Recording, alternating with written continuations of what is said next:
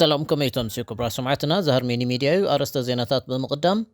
نلوم حمس عسرتو حامشتن حسس تدالو حاتزرتو أنا وزيناتات تاسعبنا خنغربالكم هنا نمكتالكم نعدم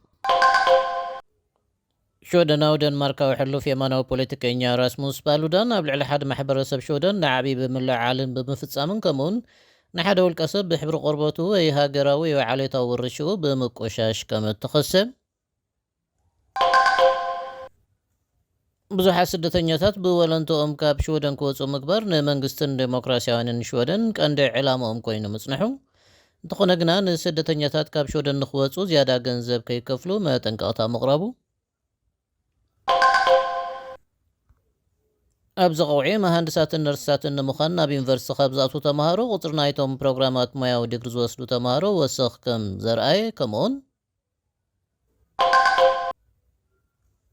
ኣብ ኣውራጃ ምዕራብ ቤንጋል ብ10 ሸሓት ዝቑፀራ ደቂ ኣንስትዮ ዝሓለፈ ሰሙን ኣብ ካልካታ ብዝርከብ ብመንግስቲ ዝመሓደር ሆስፒታል ንዝተፈፀመ ፆታዊ ምዕማፅን ቅትለትን ሰልጠንቲ ሓካይም ብምቋም ትማል ረቡዕ ምሸት ኣብ ጎደናታት ሰልፊ ምክያደንን ካልኦትን ዜናታት ሒዝናልኩም ቀሪብና ኣለና ንምክትታልኩም ደጊምና እናዓደምና ሕጂ ብቐጥታ ናብ ዝርዝራቱ شودن دنماركاዊ ሕሉፍ የማናዊ ፖለቲከኛ ራስሙስ ፓሉዳን ኣብ ልዕሊ ሓደ ማሕበረሰብ ሽወደን ንዓብዪ ብምልዕ ዓለም ብምፍፃምን ከምኡውን ንሓደ ውልቀ ሰብ ብሕብሪ ቆርበቱ ሃገራዊ ወይ ዓሌታዊ ርሽኡ ብምቁሻሹ ተኸሲሱ ኣብቲ ኣብ 2022 ዝተላዕለ ናይ ቪድዮ ምስሊ ፓሉዳን ንሓደ ኣፍሪቃዊ ዓድኻ ኺድ ሽወደን ናይ ጸለምቲ ኩነትን ሽወደናዊ ዜጋ ክኸውን እየ ኢልካ እውን ከይተሓስብ ኣፍሪቃውያን ቦትኦም ኣፍሪቃ እምበር ሽወደን ኣይኮነን ክብሎ ይረአ እዩ ዝተባህለ ገበናት ኣብ 2022 ኣብ ክልተ ዝተፈላለየ ኣጋጣሚታት ኣብ ማልም ዝተፈጸመ ኮይኑ ንማሕበረሰብ ሙስሊም ሽወደን ከቋሽሽን ንቁርኣን እውን ከራኽስን ከም እተራየ ክስታት ቀሪቦም እዮም ፓሉዳን ነቲ ክሲ ኣይወዓልኮን ሓሶት እዩ ክብል ናይ እምነት ክሕደት ቃሉ ክህብ ጸኒሑ እዩ ኣብ ከምዚ ኣመሰለ ጉዳይ ክሲ ንምቕራብ 2 ዓመት ክወስድ ዘይተለምደ ምዃኑ ሕጂ ኣኽበርቲ ሕጊ ከምኡ ዝገበረሉ ምኽንያት ድማ ይገልጹ ኣለዉ ሓደ ካብዚኣቶም ዋና ኣኽባሪ ሕጊ ኣድሪያን ካምቢሆግ ፓሉዳን ቃለ መሕትት ክግበረሉ እኳ እንተደልየ ውሕስነቱ ብምምኽናይ ካብ ብምጽንሑ ድሒሩ ግና ዓሚ ኣብ ደንማርክ ነቲ ቃለ መሕትት ክገብርዎ ፕሮግራም መሓዘብ እንተኾነ ግና ጠበቓ ፓሉዳን ኣብቲ ቦታ ብዘይምንባሩ እቲ መደብ ከም እተወዘፈ ይገልጽ በዚ ድማ እቲ ክሲ ክናውሓን ክውዘፍን ጸኒሑ ዝሓለፈ ሰሙን ብቐጥዒ ምጅማሩ ሬድዮ ሽወደን ኣተሓሒዛ ጸብጺባ ኣላ ብኻልእ ዜና ዝሓለፈ ወርሒ ኣብ ከተማ ማልማ ኣብ ዝተቓጸለት መኪና ሞይቶም እተረኽቡ 2 ሰባት ድሃዮም ዝጠፍኡ ዜጋታት ብሪጣንያም ተባሂሉ ነዝሓበረ መግለፂ በዓል መዛዓቅ ኣብ ሕጊ ሽወደን ኮይኑ ስድራ ግዳያት እዚ ትራጀዲ ምኽሳቱ ከም ዝተሓበሮም ይገልጽ እቲ መርመራ ምስ ዘመዚ ብሪጣንያ ብምትሕባር ይቕጽል እኳ እንተሎ ፖሊስ ግን ምስ ክስተት ብዝተኣሳሰር ዛጊት ኣብ ትሕቲ ቀይዲ ዘእተውዎ ሰብ የለን ብዙሓት ስደተኛታት ብወለንቶኦም ካብ ሽወደን ክወፁ ምግባር ንመንግስትን ሰልፊ ማሕበራዊ ዲሞክራሲን ቀንዲ ዕላምኦም ኮይኑ ምጽንሑ ተፈሊጡ እንተኾነ ግና ብኸፊል ነቶም ካብ ሽወደን ክወፁ ዝመርፁ ዝውሃብ መጠን ገንዘብ ምውሳኽ ክህልዎ ዝኽእል ጽልዋታት ዝረኣየ መንግስታዊ ምርመራ እዚ ኣሉታዊ ጽልዋ ክህልዎ ከም ዝኽእል ብምግላጽ ግብረ መልሲ ይበሎም እቲ ብመንግስቲ ዝተመዘ መርማሪ እቲ ጉድለታት ካብቲ ረብሓታት ብዝለዓለ ከም ዝውስኽ ይዛረብ ይኹን እምበር እቲ መርመራ እቲ ዝቐረበ መጠን ገንዘብ ብኸመይ ክውሰን ከም ዘለዎ ዝኾነ ሓሳብ ኣይቕረበን ብኻልእ ዜና ኣብ ዝሓለፈ ሓምለ ዝቕበባ ዋጋታት ቁረብ ብምውሳኽ ናብ 1.7 ሚእታዊት ከም ዝበጽሐ ብቐዋሚ ወለድ ዘለዎ መዐቀኒ ዋጋ ሃለኽቲ CPIF ዝፍለጥ መዕየሪ ይሕብር CPIF ዋጋታት ኣብ ኩሎም ፍርያት ኣገልግሎታትን ኣባይትን ክንደይ ከም ዝወስኸ ዘርኢ ኮይኑ ልዑል መጠን ወለድ ኣብ ልቓሕቲ ሕጃ ዘስዕቦ ጽልዋ ኣጉዲሉ ኣሎ ማእከላይ ባንክ ሽወደን ሪክስ ባንክ ኣብ ዝመጽእ ሰሙን ነቲ ቀንዲ ወለዱ ብ0.25 ሚእታዊት ከውግድሎ ትጽቢት ይግበር ክብል ሓላፍ ስነ ቁጠባ ሬድዮ ሽወደን ክርስቲያን ኦስትሮም ገሊጹ ኣሎ ብኻልእ ዜና ኣብ ሽወደን ዝርከብ ቤት ፍርዲ ሓደ ሶርያዊ ጀነራል ነበር ቅድሚ ልዕሊ 10 ዓመት ኣብ ዓዱ ኣብ ዝተፈጸመ ገበናት ኩናት ተራ ተጻዊቱ ብምባል ኣልዒልዎ ዝነበረ ክሲ ብምልዓል ናጻ ከም ዝገበሮ ተሓቢሮም ቤት ፍርዲ ዞባ ስቶክሆልም ዝሓለፈ ሐሙስ ውሳኒኡ ኣብ ዘፍለጠሉ መግለጺ ኣብቲ እዋንቲ ሰራዊት ሶርያ ንሲቪላዊ ዕላማታት ዘይፈሊ መጥቃዕቲ ክጥቀም እንከሎ ዓቃቢ ሕጊ ግን ክፍለ ሰራዊት ብሪጋዴር ጀነራል ነበር መሐመድ ሃሞ ኣብቲ መጥቃዕቲ ከም ዝተሳተፈ ክረጋግጽ ከም ዘይከኣለ ብምግላጺኡ ብናጻ ፈኒዎ ዘሎ ኣብዚ ቐውዒ መሃንድሳትን ነርሳትን ንምዃንና ብዩኒቨርሲቲ ካብ ዝኣትዉ ተምሃሮ ቁፅሪ ናይቶም ፕሮግራማት ሞያዊ ዲግሪ ዝወስዱ ተምሃሮ ወስኽ ከም ዘረኣየ ተሓቢሩ። ኣብ ሰብኣዊ ስነ ፍልጠትን ማሕበራዊ ስነ ፍልጠትን ዝመሃሩ ናይ ርሕቀት ኮርሳት ዝቕርቡ መመልከትን ዝግበር ምቕባልን እውን ወሲኹ ኣሎ። ሚኒስተር ትምህርቲ ማትስ ፐርሾን ካብ ሓፈሻዊ ባጀት እተን ዩኒቨርሲታት ዝወፅእ ገንዘብ ናብ ፍሉይ ደረጃታት ክቕንዕ ድልየት ከም ዘለዎ እዚ ድማ ኣብ ዝተወሰኑ ሞያታት ሕፅረት ጉልበት ንምፍታሕ ዝዓለመ ምዃኑ ገሊጹ ኣሎ።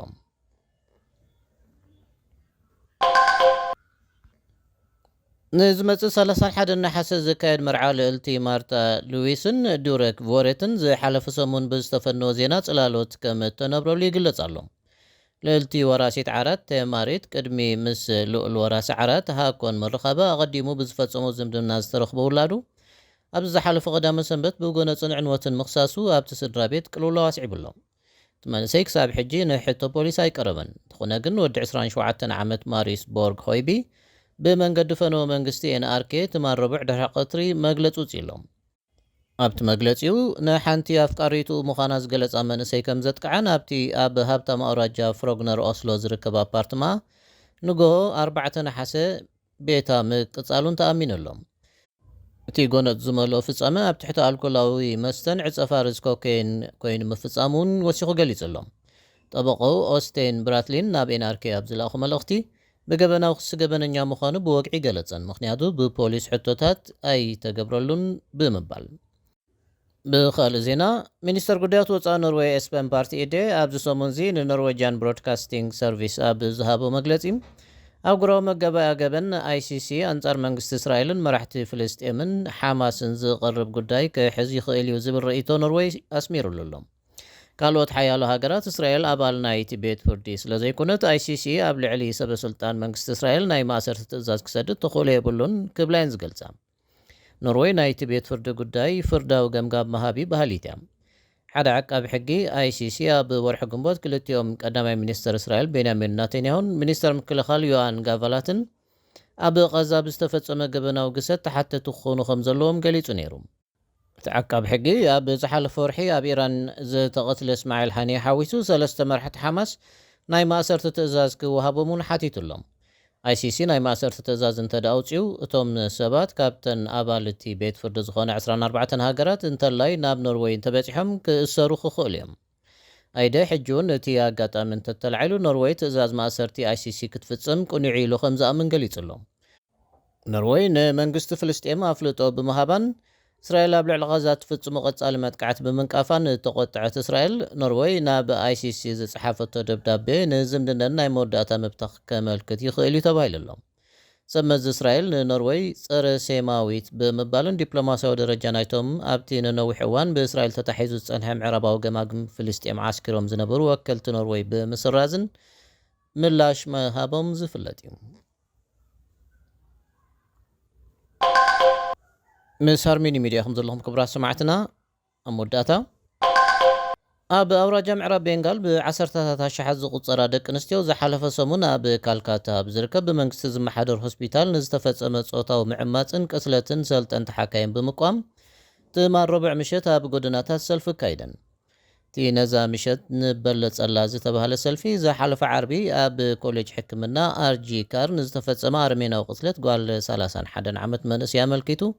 ናስታት ሰሙን ዝቐጸለ ሩሱን ተቃውሞታት መቐጸልቱ እዩ። እታ ግዳይ ፆታዊ ዓመፅ ዝኾነት መንእሰይ ድሕሪ ናይ 36 ሰዓታት ኣድካሚ ናይ ተረኛ ስራሕ ብሰንኪ ሕፅረት ዝተመደበ መዕረፊ ቦታ ኣብ ሓደ ክፍሊ ሰሚናር ደቂሳ እያ ነይራ። ንፅባሓይቱ ንጎ መሳርሕታ ፍርቂ ኣካል ዕርቃኑ ወፂኡን ብፆታዊ ዓመፅ መጉዳእቲ በፂሕዋን ረኺቦማ። ምስቲ ገበን ብዝተኣሳሰር ሓደ ወለንተኛ ሰራሕተኛ ሆስፒታል ኣብ ትሕቲ ቀይዲ ኣትዩሎም። ድሕሪዚ ኣብ ማሕበራዊ መራኸቢታት ንዝቐረበለን ፃውዒታት ምላሽ ብምሃብ ካብ ኩሉ ፅሕፈታት ህይወት ዝመፃ ደቂ ኣንስትዮ ትማል ንዝናብ ብምፅዋር ኣብ መላእ ከተማ ካልካታ ከምኡውን ኣብ መላእቲ ኣውራጃ ሰልፊ ካይደን ኣለዋ። እቲ ተቃውሞታት ብዓቢኡ ሰላማዊ እኳ እንተነበረ ኣብ መንጎ ፖሊስን መንነቶም ዘይተፈልጡ ንእሽቶ ጉጅላን ብዝተፈጥረ ግጭት ከም እተዘርገ እቶም ሰልፈኛታት ናብቲ ቅትለት ተሓኪም ዝተፈጸመሉ ሆስፒታል ኣርጂ ካር ኣትዮም ክፍሊ እፁፅ ረድኤት ምዕናቦምን ተፈሊጡ። ፖሊስ ነቲ ናዕቢ ንምብጣን ዘንብዕ ጋዝ ምትኳሶም ገለ ናይ ፖሊስ መካይኑን ከም እተጎዳን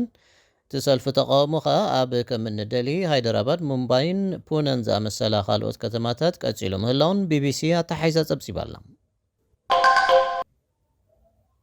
እምበር ክቡራት ሰማዕትናን ሎሚ ዝበልናዮም ዜናታት በዚ ፈጺምና ኣለና ምሳና ብምጽናሕኩም ኣዚና እናመስገንና በዚ ንሰናበተኩም ሰላም